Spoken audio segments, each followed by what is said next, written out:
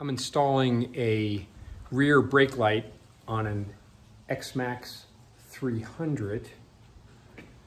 Here's what it looks like mounted. It is from Admore lighting. I put it at the bottom of the license plate, obviously. Ran the wire up and under.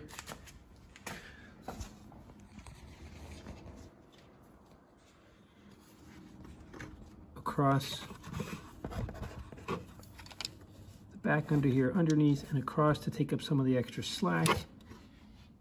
Brought it up through that little hole right there and coming across here to where I found the different wiring housings, and I labeled them obviously for myself, and then I found the colors on the one thing. I still have to figure out the others and use one of these posi taps that came along.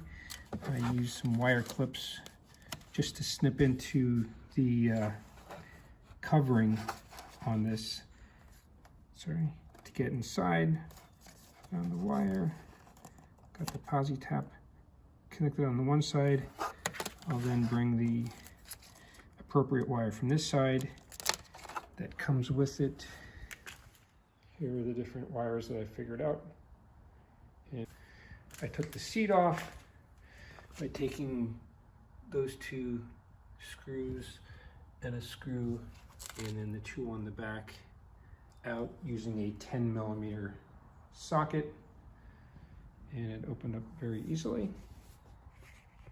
I have done 4 of the 5 wires that I need to connect, and the 5th one, as you can see, I have already put in the splice in one of the posi connector, the posi tap, whatever they call them, and I'll screw this one in.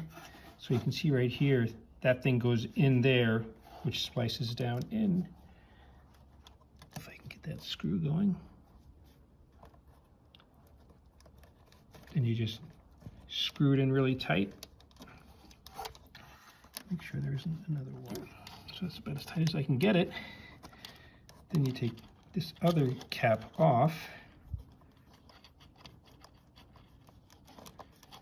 And you take the end of that, I'm going to cut it a little bit to shorten it, slip it through the middle of this, put the bare wires into the top of there, and then tighten it down, and it makes a nice tight seal. And then I'm not sure what I'll do about sealing this up. Maybe put that into a plastic bag or something and seal the ends. Well, I had issues with some of the posi locks connecting in, and it wasn't getting a good ground or a good run power. So what I had to do was I used some wire.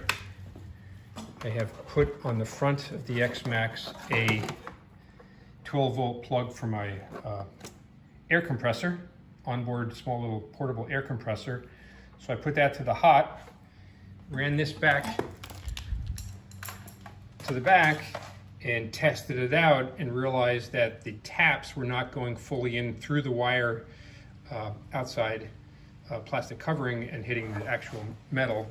So I then took some pliers, channel locks, needle nose, and I twisted the posi locks to make sure they really got a good bite.